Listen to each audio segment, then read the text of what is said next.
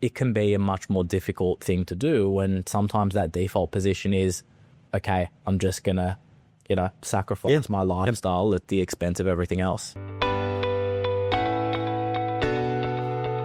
Welcome to 360 Money Matters, where financial planners Billy and Andrew talk all things financial planning. This podcast aims to increase your knowledge and confidence with all things money. Each week, they will cover topics such as investing, cash flow, budgeting, saving, passive income, debt management, and much more, so you can live a life on your terms without limits.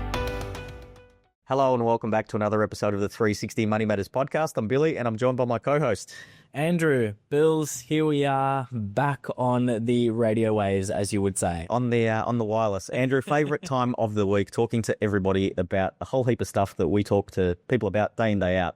And we could talk about this stuff till the cows come home. But today... Did you just say talk about?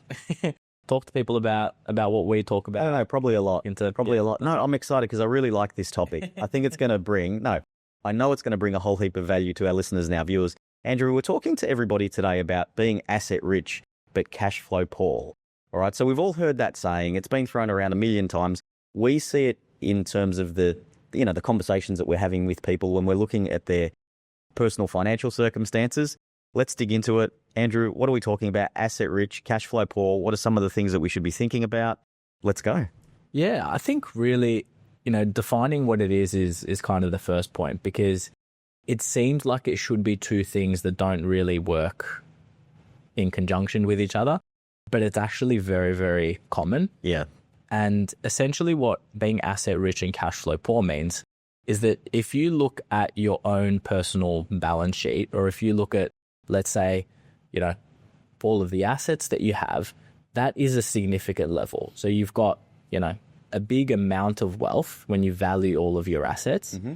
But in terms of the income that you have coming in on a day-to-day basis, it's not enough to meet your lifestyle, or you're sacrificing your lifestyle at the expense of, maintaining all of those assets. I mean, look, there's a million different, type of assets that people can have. And so very generalizing significantly here. But we tend to see it, at least in my experience, in probably, I'd say, three main areas. Mm-hmm. First one that you think about is property. You hold a significant amount of property that maybe you bought cheap, but isn't delivering a rental income that's enough to meet your lifestyle. I think the second one is potentially business owners. So you've got an asset that maybe was delivering you an income while you were working in the business, or maybe it, isn't an asset that necessarily, or a business that necessarily derives a huge amount of income, but has a value that's associated with it. Mm-hmm. And I think that really the third one is people that haven't necessarily invested before, or are just extremely cautious. And so you're sitting on a large amount of money that maybe is all sitting in term deposits. And, in an environment whereby maybe 12 months ago, you're generating a 5% rate of return, it's okay. But when you start to look at some normalized numbers and you're getting, maybe 3.5% on the income that you have, it's not enough to meet your living expenses. But essentially being asset rich and cash flow poor is that you've got, your net worth is high, but your income that's coming from that is relatively low. Yeah, completely agree. See all of those things. Probably the biggest call out that I tend to see, and probably it's the hardest one to digest as well too, is you've got, say, the family home. But when I say former, it was at a particular size to raise a family. So it could be, two people living in there now, 4 bedrooms, it's worth $2.5–3 million.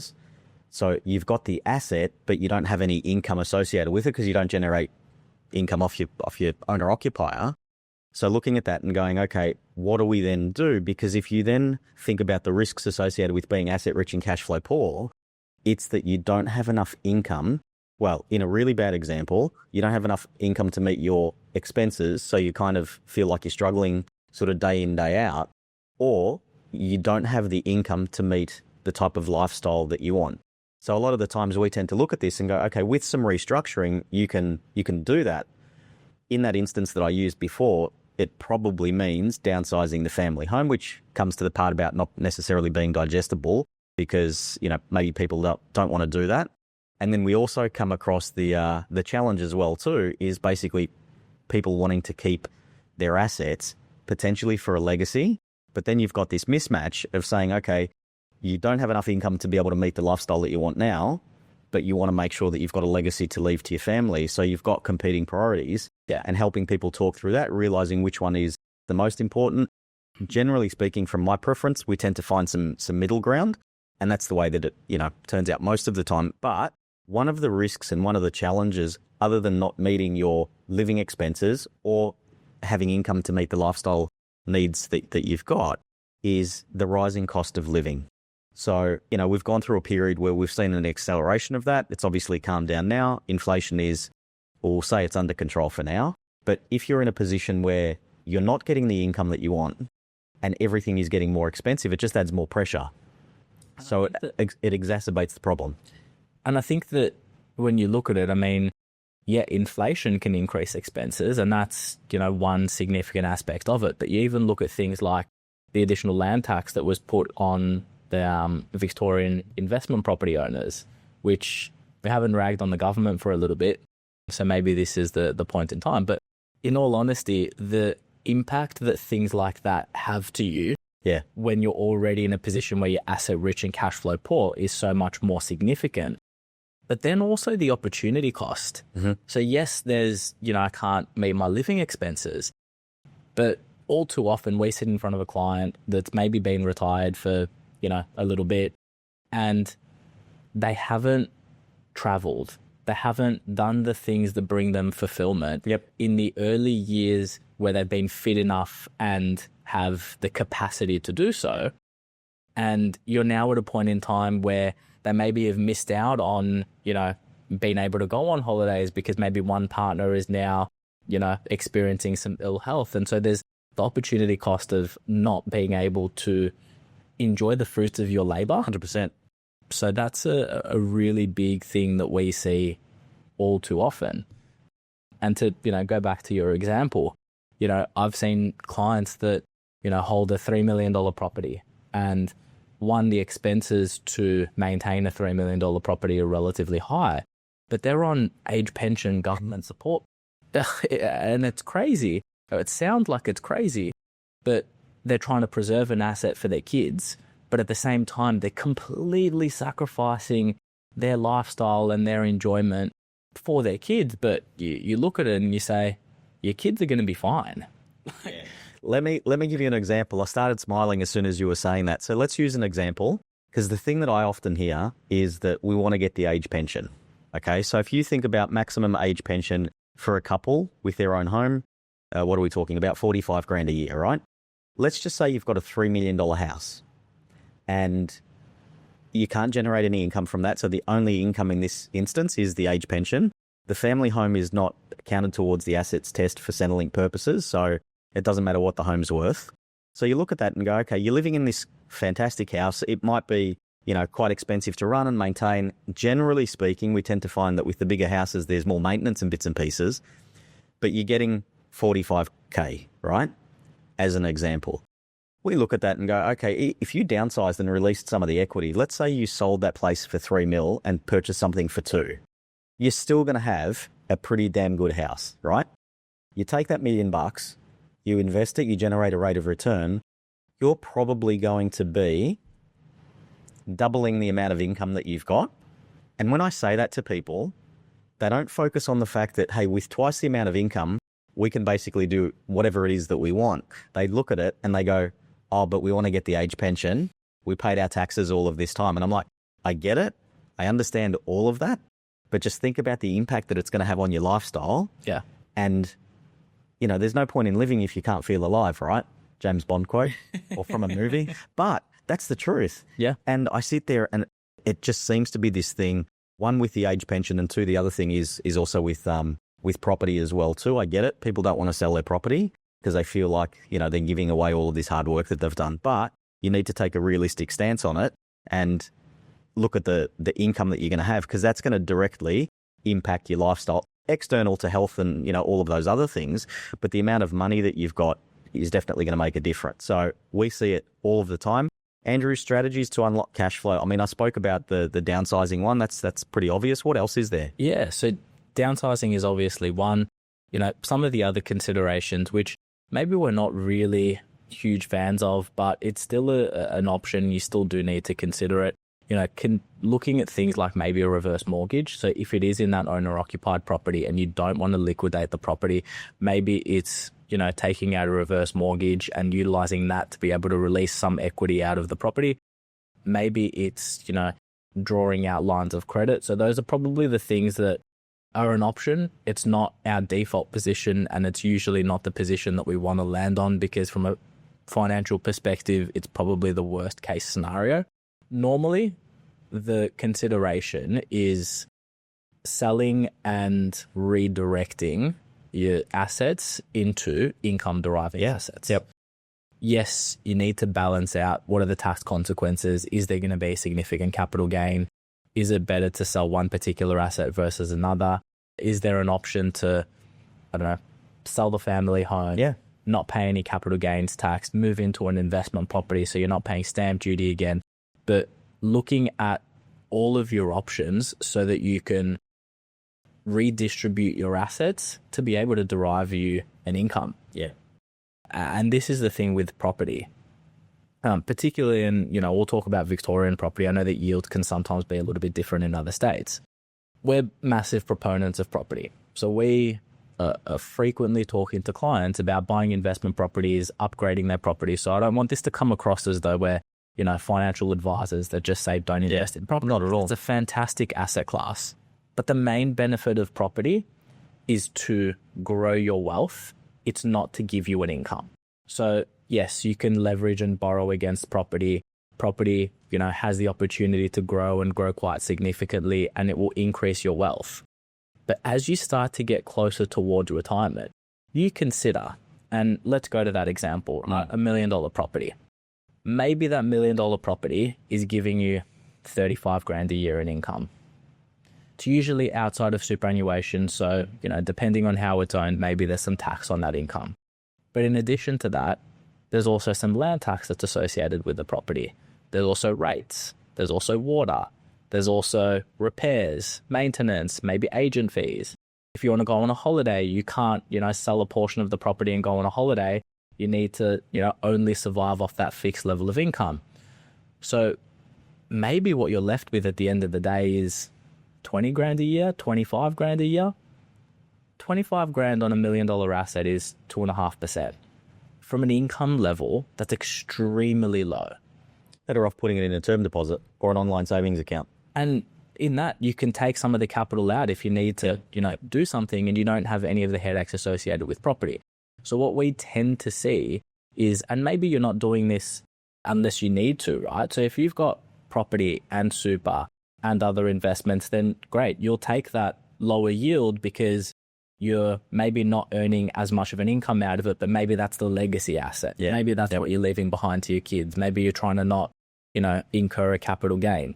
But if you don't have an option, or if you don't have other assets other than property, and you're asset rich, but your cash flow is quite poor, you almost have to either do one or two things, and you need to be conscious of the decision you're making. So we can't tell you what you do, but it's, you either need to accept that you're going to sell an asset and redistribute it into other assets that are going to provide you an income. And maybe there's some sentimentality associated with those assets. Maybe there's, some other things that you need to get through in order to be at that stage mentally. Or you need to say, okay, I'm sacrificing my lifestyle and it's for XYZ reason, to provide a legacy, because this property was inherited and it's got sentimental value, because any number of other reasons. But understand what you're doing and why you're doing it. All too often we see people, they only consider the legacy and they don't consider their lifestyle. Or they haven't made a conscious decision over it. Yeah, no, I think there's probably a third one that I want to add to that. It could be fear.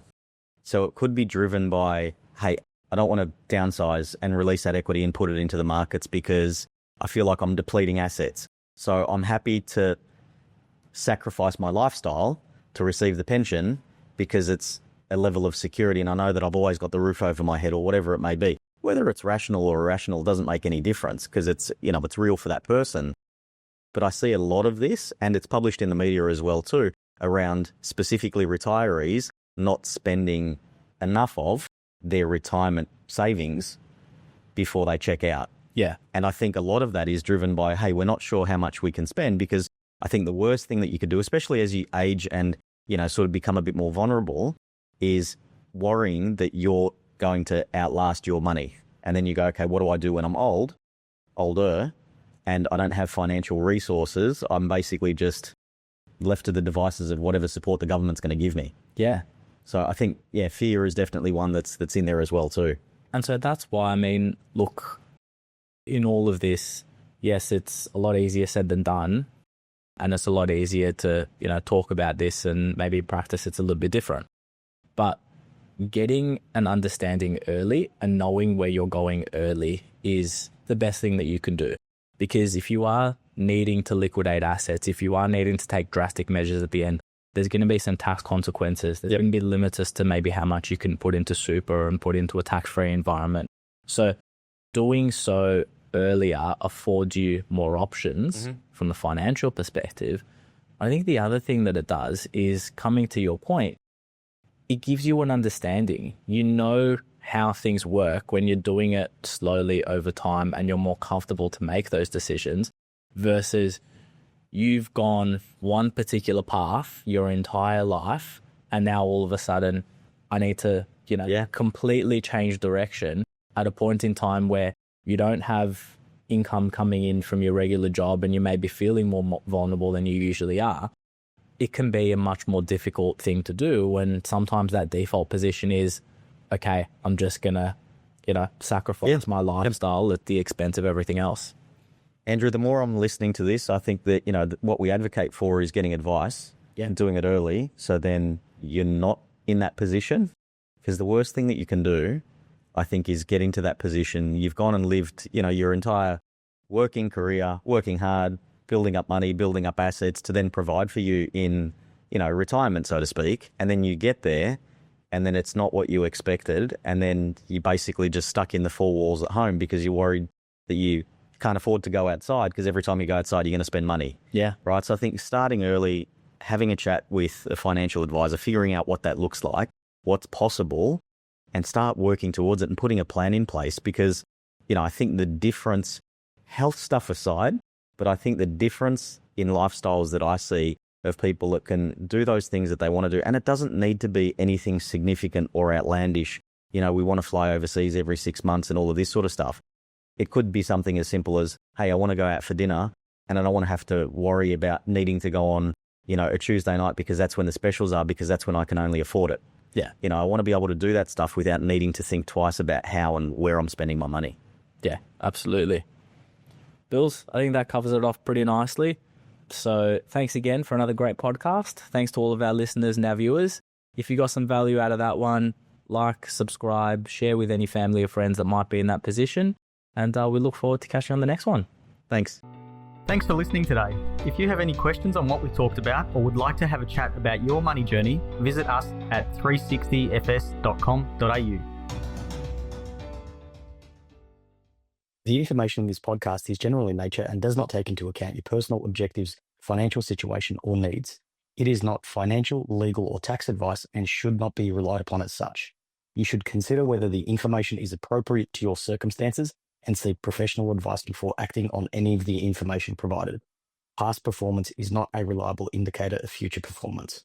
This information is provided by Billy Amaritis and Andrew Nicolaou of 360 Financial Strategists Proprietary Limited, authorised representatives and credit representatives of Acumen Financial Planning Proprietary Limited.